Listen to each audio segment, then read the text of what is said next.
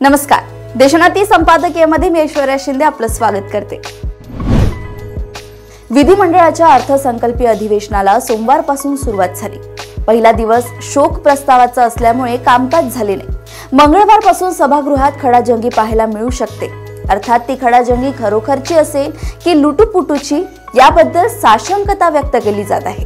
विरोधी बाकांवर आधीच खूप कमी आमदार आहेत आणि तेही 3 पक्षांमध्ये विभागले गेले आहेत। त्यातील अनेक लोकांची 5 वर्षे विरोधी बाकावर बसून आपली उपासमार करून घेण्याची तयारी नाहीये। सत्ताधाऱ्यांच्या विरोधात कुठपर्यंत घसा खरडवून घोषणा द्यायच्या, त्यातून हाती तर काहीच पडणार नाही। त्यापेक्षा जमत असेल तर त्या बाजूला आपली जागा निश्चित करण्याची मानसिकता अनेकांची आहे।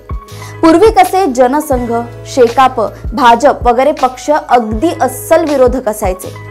कायम विरोधी बाकावर राहिल्यामुळे त्यांची मानसिकता सत्ताविरोधीच असायची आणि आपल्या परीने ते सत्ताधाऱ्यांना जेरीस आणायचे।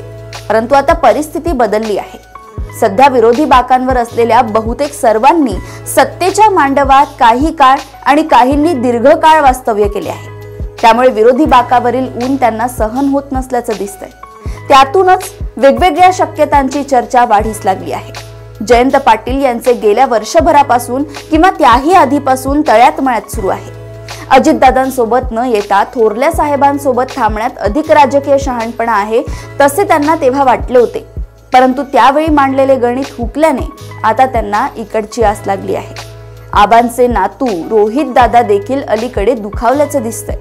तेही आता अधूनमधून काही वेगळेच संकेत देत आहेत। तिकडे उद्धव सेनेतही वैचारिक उलथापालथ सुरू आहे। त्यामुळे त्यांचे नेतेही अगदी नेमाने मतदारसंघाच्या विकास कामासाठी थेट फडणवीसांची भेट घेत आहेत। एकूणच पक्षातील पाटील पवारांचे काहीतरी वेगळेच गणित मांडणे सुरू असल्याचं दिसतंय।